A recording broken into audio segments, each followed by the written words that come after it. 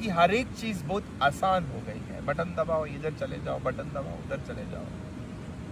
अब मुझे लगता है कि मुझे इस सब चीज़ से विराम लेना चाहिए, क्योंकि अपने ज़िंदगी का बहुत सारा समय जो है वो मैंने इस फ़ोन पे सच में निकाला है। बहुत सारी चीज़ों को ठीक होते, बहुत सारी चीज़ों को ख़राब होते देखा है।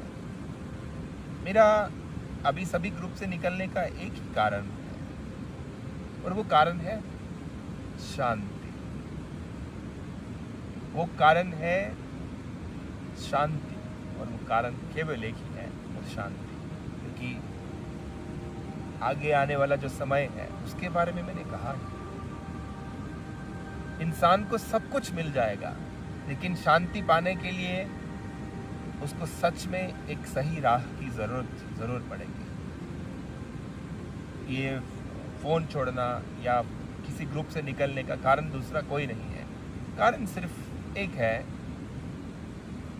अब मैं थक चुका हूँ इस फ़ोन से। क्योंकि मैं बोलता हूँ, लेकिन जो बोलता हूँ उसके प्रति किसी को भी मैं इतना सीरियस पाता ही नहीं। जब बच्चे माँ बाप की बात नहीं सुनते हैं, तब एक दिन माँ बाप बच्चों को समझाना छोड़ देते हैं, पर इसका मतलब ये नहीं कि वो उनकी फ़िक्र करना छोड़ देते हैं। वो प्यार, वो इज़्ज़त, वो फ़िक्र तो सदैव रहेगी। बस अब मैं फ़ोन पर ज़्यादा उपलब्ध नहीं रहूँगा, और मैं यही चाहता हूँ कि लोग जितना आंख बंद करके एक दूसरे से कनेक्ट हो सकें तो ज़्यादा अच्छा होगा।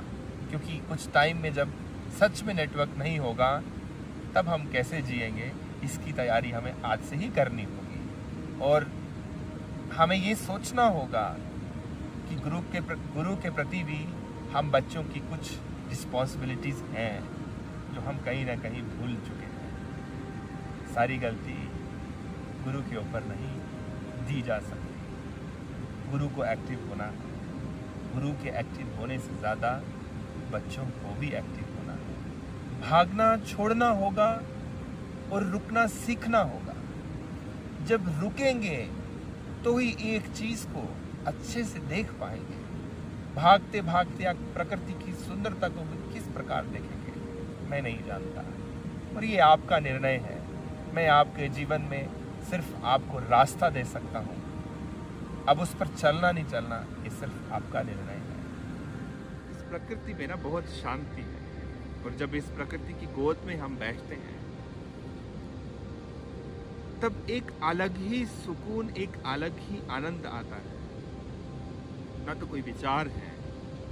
कभी ये मत सोचना कि इन सब ग्रुप से दूर होके मैं आपसे दूर हो रहा हूँ, और कभी ये भी मत सोचना कि मैं अपनी जिम्मेदारियों से परे हो रहा हूँ। क्योंकि गुरु को अपनी जिम्मेदारी को निभाने के लिए किसी ग्रुप की, किसी चैटिंग की, इन सब चीज़ों की आवश्यकता नहीं है। ना मुझे किसी मार्केटिंग की आवश्यकता कभी पड़ी, ना मुझे किसी नाम की, ना किसी फेम की। इन सब चीज़ों की मुझे हमेशा से कोई आवश्यकता नहीं रही। 2015 से पहले मेरी जो ज़िंदगी थी वो बहुत अच्छी थी, आज भी अच्छी है और हमेशा अच्छी रहेगी।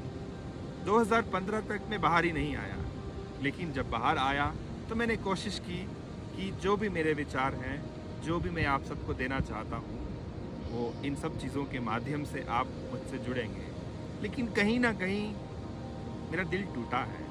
कहीं ना कहीं मैंने वो जो एक होने का जो भाव था, जो सदैव से चाहा कि एकता का भाव, एक संग होकर चलने का जो भाव था, वो मुझे प्राप्त नहीं हुआ। मैं उलझन को ज़्यादा देख पाया। लोगों ने मुझसे जो भी अनुभव किए, जिस प्रकार भी अनुभव किए, वो सब हम जानते हैं। मेरे द्वारा दिए जाने वाले उपदेश या ज्ञान या ध्यान साधना के जो भी मार्ग हैं, वो सदैव आपके लिए खुले रहेंगे। मैं हमेशा, जब भी आपको मेरी आवश्यकता होगी, मैं हमेशा आपके लिए उपलब्ध रहूँगा। आपको अब जो कुछ भी मुझसे जानना होगा वो ऐसे ही जानना हो पाएगा जैसे मैं आपके सामने बैठा हूँ, आप मेरे सामने बैठे हैं। जिसको सच्चाई की, जिसको खुद की खोज होगी वो बाबा जी तक स्वयं चल के आएगा। तो मेरा कहने का आज का एक ही मतलब है कि मैं अब जो भी हमारा ये इंटरनेट से हम जो एक दूसरे से कनेक्ट हैं, व्हाट्सएप हो गया या व्हाट्सएप के जो भी ग्रुप्स हैं, उन सब से विदा लेने का समय आ गया है।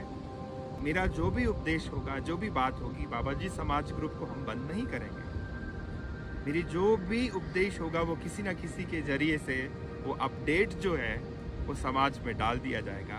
आप सब जानते हैं कि बाबा जी आप सबसे कभी दूर नहीं हो सकते, लेकिन एक मेरा बड़ा ज़रूरी मैसेज है कि मैं आप सब इस इंटरनेट की दुनिया से विदा लेना चाहता हूँ और मैं हमेशा आप सबके लिए उपलब्ध रहूँगा। आप जब भी मुझसे मिलना चाहेंगे, मेरे द्वार हमेशा आपके लिए खुले रहेंगे।